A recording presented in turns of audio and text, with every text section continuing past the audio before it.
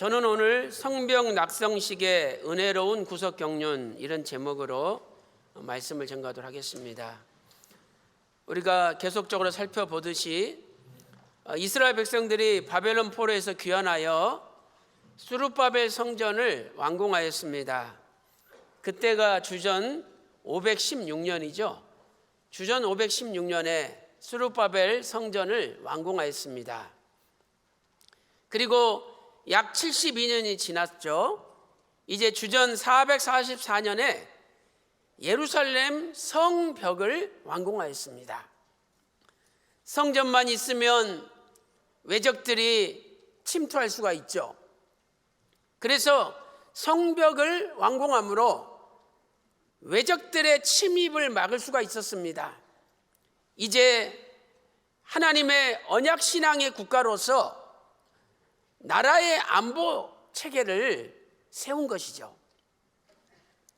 이 성벽은 42구역으로 나누어져서 12문을 중심으로 성벽이 공사가 진행되었습니다. 그때가 주전 444년 6월 25일입니다. 느헤미야 6장 15절에 성 역사가 52일 만에 엘루롤은 6월이죠. 6월 25일에 피력하니라 이렇게 말씀하고 있습니다. 6월 25일 날 성벽이 완공되었습니다. 그런데 완공되자마자 하나님 앞에 봉헌한 것이 아니었습니다. 하나님께 봉헌하기 위하여 영적으로 또 육적으로 필요한 준비들을 갖추었던 것이죠. 먼저 7월 1일 날 제사장 에스라가 전 이스라엘 백성들을 모아놓고 하나님의 말씀을 증거했습니다. 그리고 7월 15일 날 되어서 7월 15일에 초막절 절기를 하나님 앞에 드렸습니다. 그리고 7월 24일이 되어서 전 이스라엘 백성들이 회개하면서 하나님 앞에 기도하였습니다. 이제 하나님의 말씀대로 살겠습니다. 결심하고 도장을 찍었습니다. 방백들과 레위 사람들과 제사장들이 하나님 앞에 결심하고 도장을 찍었습니다. 그 말씀이 느헤미야 9장 38절에 기록되어 있죠. 느헤미야 9장 38절 말씀 보니까 이제 견고한 언약을 세워서 우리의 방백들과 레위 사람들과 제사장들이 다 인을 치나이다 이렇게 기록하고 있습니다. 그리고 나서 무엇을 하였습니까? 예루살렘 성벽은 완공되었는데 성 안에 사는 사람들이 너무 적었습니다. 만약에 적이 쳐들어오면 막아낼 수가 없는 거죠. 그렇기 때문에 느헤미야는 성 바깥에 사는 사람들을 성 안에 살도록 재배치를 하였습니다.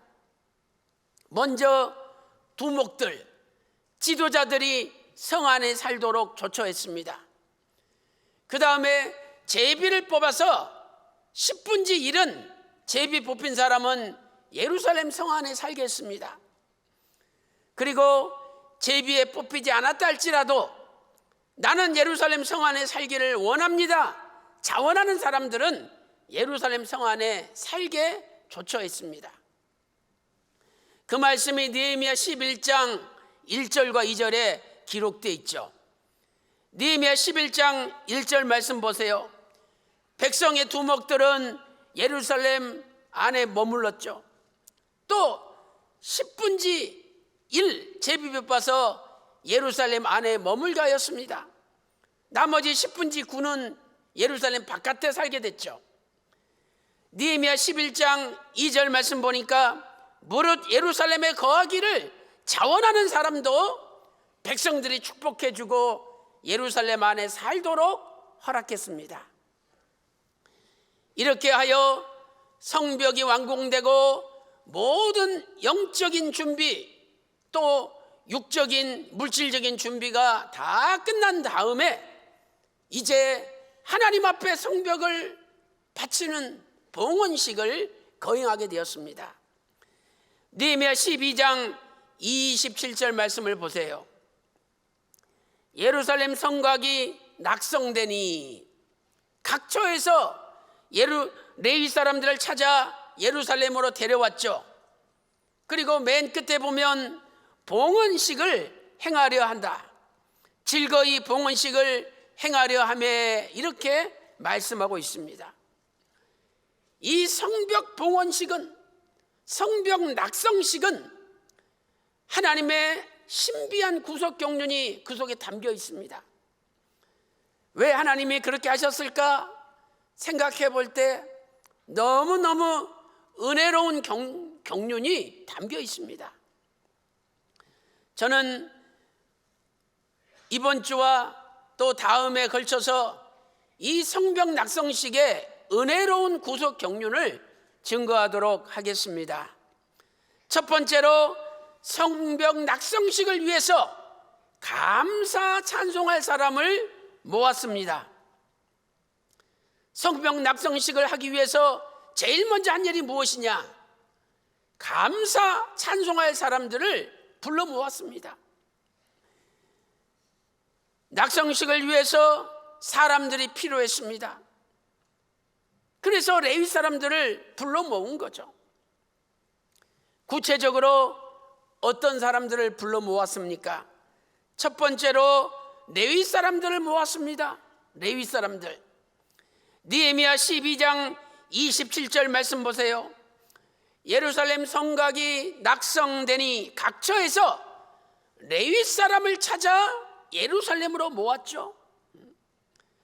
낙성식을 하려면 그 낙성식을 준비하고 또 주관할 사람들이 필요했는데 바로 레위 사람들이 필요했던 거죠. 오늘날 우리가 하나님께 예배를 드릴 때도 많은 사람들이 필요합니다.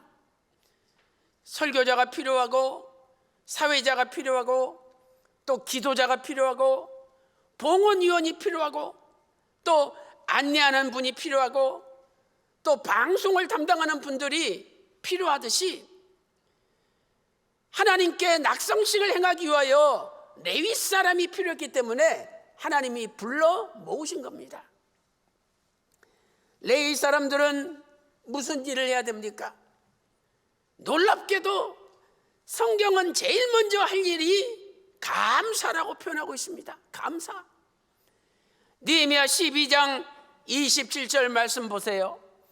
각처에서 레위 사람들을 찾아 예루살렘으로 데려다가 감사하며, 제일 먼저 할 일이 감사하며, 그러므로 예배를 이끌어가는 사람들은 늘 마음속에 감사가 넘쳐야 됩니다. 안내를 쓰면서 또 사람들을 주보를 나눠주고 인사하면서 아니 왜 맨날 내가 이런 걸 해야 돼? 벌써 그분 속에는 감사가 없는 거죠. 하나님께서 레위 사람들을 불러 모았는데 첫 번째 명령하신 것은 감사해라. 감사가 넘쳐나야 됩니다. 오늘 예배 드리면서 저와 여러분의 마음속에도 감사가 넘쳐나고 있습니까? 짜증내고 신경질 부리고 마음이 답답하고 괴롭고 이런 마음으로 하나님께 예배 드리지 말라는 겁니다. 오직 감사가 넘칠 때 하나님 자신을 영화롭게 하고 하나님께서 그 가정을 어떤 어려움 속에 빠져 있다 할지라도 건져주십니다. 시편 50편 23절 말씀 보세요. 시편 50편 23절에 감사로 제사 드리는 자가 나를 영화롭게 하나니 그의 행위를 옳게 하는 자에게 내가 하나님의 구원을 보이리라. 감사하는 자에게 하나님의 구원을 보여주신대요. 이 구원은 큰 구덩이 같은 데서 건져주시는 걸 뜻합니다. 오늘 저와 여러분이 하나님 앞에 예배드리되 늘 감사가 넘쳐날 때 우리의 직장생활, 사업, 가정생활 어떤 삶 가운데서 일한다 할지라도 감사가 넘쳐날 때 하나님이 구덩이에서 건져주십니다. 오늘도 저와 여러분의 가정에 감사가 넘쳐나시기를 간절히 소망합니다. 두 번째, 어떤 사람들을 찾았습니까? 두 번째는 노래하는 자들을 모았습니다. 노래하는 자들. 오늘날로 말하면 우리 관현악단과 성가대입니다. 낙성식을 하는데 반드시 관현악단과 성가대가 있었다는 겁니다. 느헤미야 12장 28절 말씀 보세요. 이에 노래하는 자들이 예루살렘 사방들과 느도바 성읍에서 모여들었습니다. 이 노래한 자들 역시 레위 자손입니다. 그들은 아삽과 헤만, 여두둔의 자손들이었죠. 아삽의 자손, 헤만의 자손, 여두둔의 자손이었다고 역대상 25장 1절에 말씀하고 있습니다. 이 노래하는 자들이 어디에 살고 있었습니까? 오늘 저와 여러분은 어디에 살고 있습니까? 첫째로 노래하는 자들은 예루살렘 가까이 살고 있었습니다. 예루살렘 가까이 살아야 언제든지 성가대 모여라, 찬송 부르기 위해서, 하나님께 찬양 드리기 위해서 모여라 그러면 금방 모일 수 있는 거죠. 느헤미야 12장 28절 말씀 보세요. 예루살렘 사방들에서 모였습니다. 이 들이라는 단어는 히브리어로 키카르죠. 키카르. 이것은 근방, 주변 이런 뜻이죠. 예루살렘 근방, 예루살렘 주변에 노래하는 자들이 살고 있었는데 그 사람들을 성벽 낙성식을 위해서 불러 모았습니다. 두 번째로 노래하는 자들이 어디 살고 있었습니까? 두 번째는 예루살렘 근처에 여러 성읍에 살고 있었습니다. 예루살렘에서 멀리 떨어진 도시에 사는 것이 아니라 예루살렘 근처에 성읍들에 살고 있었죠. 느헤미야 12장 27절에 28절 말씀 보니까 느도바 동네라고 나오죠. 느도바. 또 느헤미야 12장 29절 말씀 보니까 벳길갈, 게바, 아스마웻이 나옵니다. 벳길갈, 게바, 아스마웻. 또 느도바. 이러한 성읍들의 공통점은 예루살렘에서 멀리 떨어져 있는 성읍이 아니라 예루살렘 가까이 있는 성읍이라는 거예요. 이렇게 노래하는 자들은 언제든지 하나님 부르시면 찬양을 드려야 되기 때문에 예루살렘 가까이에 살았다는 것입니다. 여기 느헤미야 12장 29절 하반절 이렇게 말씀하고 있죠. 이 노래한 자들은 자기를 위하여 예루살렘 사방에 동네를 세웠습니다. 이 사방이란 단어가 우리가 잘 알고 있는 사비부라는 단어예요. 사비부. 둘러싸다. 예루살렘을 둘러싸고 있는 가까운 성읍들에 노래하는 자들이 살았다는 것입니다. 시편 73편 28절 말씀 보니까 하나님께 가까이 함이 내게 복이라고 말씀하고 있습니다. 하나님 멀리 하는 것은 저주요, 하나님을 가까이 하는 것이 복입니다. 우리가 교회에 가까이 산다는 것이 얼마나 큰 복입니까? 노래하는 사람들은 언제든지 하나님 부르시면 와야 되기 때문에 일부러 예루살렘 근방의 성읍들에 살았던 것입니다. 일대지 세 번째로 레위 사람들과 노래하는 자들의 할 일이 무엇이었습니까? 바로 감사 찬송이었습니다. 감사 찬송. 느헤미야 12장 31절 말씀 보세요. 감사 찬송하는 큰 무리라고 기록되어 있죠. 또 느헤미야 12장 38절 말씀 보니까 감사 찬송하는 다른 때라고 말씀하고 있습니다. 느헤미야 12장 40절에 감사 찬송하는 두 때라고 기록하고 있습니다. 또 느헤미야 12장 42절에는 노래하는 자는 크게 찬송을 불렀다 말씀하고 있습니다. 이렇게 성벽 낙성식에 레위 사람들과 노래하는 자들이 하나님 앞에 감사하고 하나님 앞에 찬송을 올렸습니다. 그때 하나님께서 그 예배를 받으시고 모든 백성에게 큰 즐거움, 기쁨을 허락해 주셨습니다. 느헤미야 12장 43절 말씀 보세요. 이날에 큰 무리가 크게 제사를 드리고 심히 즐거워하였으니 이는 하나님께서 크게 즐거워하게 하심이라 말씀하고 있습니다. 사랑하는 성도 여러분, 하나님께 감사를 드리고 하나님 앞에 찬송 드리면 하나님께서 이 세상에서 느끼지 못하는 엄청나게 큰 즐거움, 기쁨을 그 가정에 허락해 주십니다.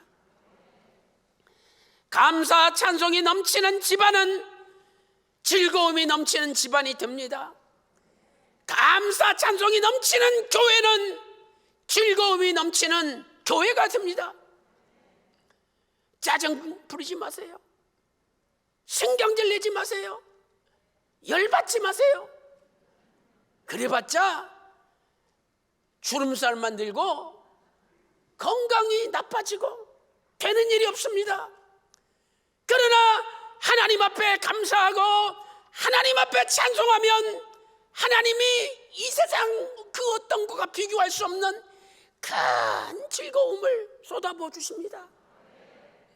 오늘도 레위 사람들과 노래하는 자들이 성벽을 밟으면서 하나님 앞에 감사하고 하나님 앞에 찬송하였듯이 오늘부터 저와 여러분의 가정에 하나님을 향한 감사와 하나님을 향한 찬송이 넘쳐나서 여러분 가정에 하늘의 문을 여시고 하나님의 큰 기쁨, 하나님의 큰 즐거움이 넘쳐나는 역사가 일어나시기를 주님의 이름으로 축원합니다.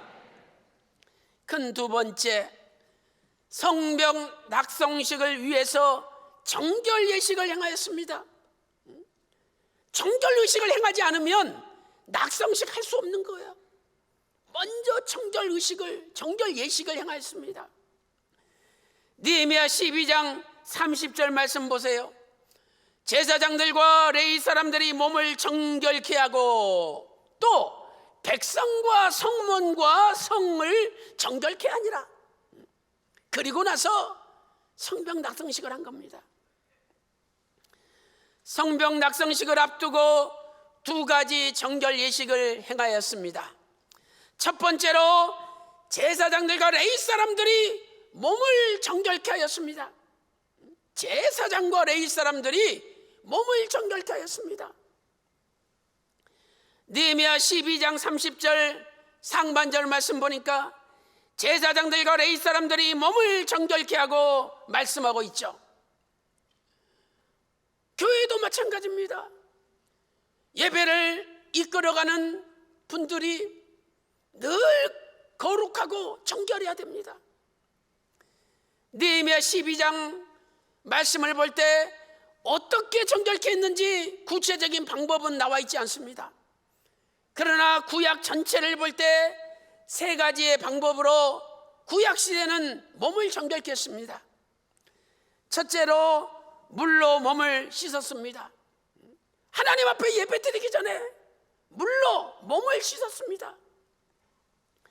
에스겔 36장 25절 말씀 보니까 맑은 물로 너희에게 뿌려서 너희로 정결케 하되, 맑은 물을 몸에 뿌려서 몸을 정결케 합니다. 민수기 8장 6절 7절 말씀 보세요. 이스라엘 자손 중에서 레위인을 취하여 정결케 하라. 또 7절 말씀 보니까 그들을 정결케 하되 속죄의 물로 그들에게 뿌리고, 우리가 목욕을 할 때 이 몸이 정결케 된다는 거예요. 제가 대학교 다닐 때 그때 자취했잖아요. 자취하면 더운 물이 나오지 않습니다. 그 교회 주일날 예배드리러 가야 되고, 그래가지고 겨울에도 찬물로 꼭 목욕하고 교회 갔던 기억이 납니다. 그 뒤로 조금 형편이 나아져서 이제 더운 물 나오는 곳으로 이사했을 때 얼마나 좋은지 몰라요. 두 번째로 의복을 깨끗하게 하는 것입니다. 의복. 야곱은 베델로 올라가기 전에 자신의 가족과 자기에게 속한 사람들에게 의복을 바꾸라고 명령합니다. 창세기 35장 2절 말씀 보니까 너희 중에 이방신을 버리고 자신을 정결케 하고 의복을 바꾸라. 창세기 35장 2절에 말씀하고 있습니다. 또한 모세도 하나님께서 강림하실 것이니 너희 옷을 빨아라. 출애굽기 19장 14절에 명령하고 있습니다. 몸을 정결케 하기 위해서는 옷을 빨아라는 거예요. 우리가 교회 나올 때 몸을 깨끗이 하고, 비록 새 옷은 아니라 할지라도 깨끗한 옷으로 입고 교회 나와야 됩니다. 세 번째로 정결케 하는 방법은 속죄의 제사를 드리는 거죠. 피를 흘려서 속죄의 제사를 드리는 것입니다. 레위기 16장 30절 말씀 보니까 너희를 위하여 속죄하되 정결케 하리니, 속죄의 제사를 드리면서 피를 흘릴 때 깨끗하게 됩니다. 이러한 구약의 정결케 되는 방법들을 신학적인 의미로 적용한다면 무엇이겠습니까? 그것은 예수님의 십자가의 피에 의지하여 회개하는 것입니다. 우리는 교회 나올 때 진심으로 회개하는 마음으로 교회에 나와야 됩니다. 나를 드러내고 나를 자랑하고 내 고집을 피우기 위해서 교회에 나오는 것이 아니라 늘 하나님 앞에 회개하는 마음을 가지고 나와야 된다고 성경은 말씀하고 있습니다. 두 번째, 무엇을 정결케 했습니까? 백성과 성과 성문을 정결케 하였습니다. 이스라엘 백성들도 몸을 씻고 옷을 깨끗이 하고 하나님 앞에 속죄의 제사를 드렸습니다. 그리고 성문과 성벽에다가 정결케 하는 예식을 행했습니다. 그렇다면 어떻게 성문과 성벽에 정결케 하는 예식을 행합니까? 그것은 성문과 성벽에 피를 뿌리고 속죄의 피를 뿌리고 속죄의 피를 바르는 것입니다. 레위기 14장 49절 말씀 보세요. 그는 그 집을 정결케 하기 위하여, 집을 정결케 하기 위하여. 51절 말씀 보세요. 백향목과 우슬초와 홍색실과 살아있는 새를 가져다가 잡은 새의 피와 흐르는 물에 찍어야 됩니다. 그리고 그것을 집에다가 7번 뿌리는 거예요. 죽은 새 그 피 또 흐르는 물을 같이 찍어가지고 벽에다가 7번 뿌릴 때 그 집이 깨끗하게 됩니다. 또한 물건을 성결케 하기 위해서는 어떻게 해야 됩니까? 물건을 정결케 하기 위해서는 그 물건에다가 속죄의 피를 바릅니다. 에스겔서 43장 20절 보니까 번제단의 정결 예식이 나오죠. 번제단의 네 뿔에 피를 바릅니다. 그리고 아래층에 네 모퉁이에 또 피를 바릅니다. 그리고 양 벽면 사면 가장자리에 또 피를 바르는 거죠. 이렇게 성벽 낙성식을 앞두고 12문 문에다가 피를 바르고 또 성벽에다가 피를 발랐습니다. 이렇게 성문과 성벽에 피를 바른 것은 오늘날 우리에게 어떤 구속사적 교훈을 주고 있습니까? 우리 마음에 예수님의 십자가의 피를 뿌려야죠. 그것뿐만 아니라 우리가 생활하는 집안, 직장, 또 사업처, 학교, 우리가 어디를 가든지 거기에도 예수님의 십자가의 피를 뿌려야 된다는 것을 가르쳐주고 있습니다. 여러분, 교회를 떠나서 어디 지방에 내려가든지 다른 데 가보세요. 그럼 여러분들이 믿음으로 그 십자가의 피가 지금 나한테 있다 그러면서 믿음으로 7번 그거 뿌려보세요. 죄 안 짓습니다. 내가 믿음으로 십자가의 피를 의지할 때 죄질 생각이 다 달아나는 거예요. 예수님의 십자가의 피는 우리를 보호합니다. 우리를 지켜줍니다. 출애굽기 12장 13절 말씀 보세요. 옛날 출애굽할 때 어린 양의 피가 발라진 집은 죽음의 사자가 그냥 넘어갔습니다. 그래서 넘어간다 6월절이라고 부르지 않습니까? 어린 양의 피는 예수님의 십자가의 피를 예표합니다. 요한복음 1장 29절에 보라 세상 죄를 지고 가는 하나님의 어린 양이로다 말씀하고 있죠. 고린도전서 5장 7절에도 6월절 어린 양 예수님이라고 말씀하고 있습니다. 사랑하는 성도 여러분, 예수님의 십자가 피가 뿌려진 심령, 뿌려진 어떤 집안, 어떤 직장, 어떤 학교, 어떤 구석구석이랄지라도 하나님이 보호해 주시고 지켜주십니다. 그래서 오늘도 믿음으로 여러분 가슴에 십자가의 피를 뿌리시고 믿음으로 여러분의 가정과 직장과 사업 가는 곳곳마다 십자가의 피가 뿌려짐으로 하나님께서 영원토록 지켜주시고 보호해 주시는 믿음의 가정이 다 되시기를 주님의 이름으로 축원합니다.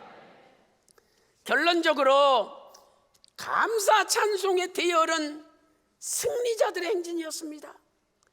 감사 찬송을 부르면서 성벽을 한 바퀴 돕니다. 이 성벽 위를 쫙 걸어가는 거예요. 두 대로 나눠서 걸어가죠. 이 감사 찬송의 대열은 승리자들의 행진이었습니다. 느헤미야는 감사 찬송하는 무리를 둘로 나누었습니다. 그래서 골짜기 성벽에서 한 무리는 북쪽으로, 한 무리는 남쪽으로 돌게끔 만들었습니다. 느헤미야 12장 31절 보세요. 감사 찬송하는 자의 큰 무리를 두 대로 나누어 성 위로 항렬을 지어 가게 하는데 두 대로 나눴습니다. 성벽을 걸으면서 하나님 앞에 감사 찬송을 부를 때 얼마나 장엄하고 멋있습니까? 이들은 수많은 대적들의 방해를 뚫고 승리한 자들의 행진이었습니다.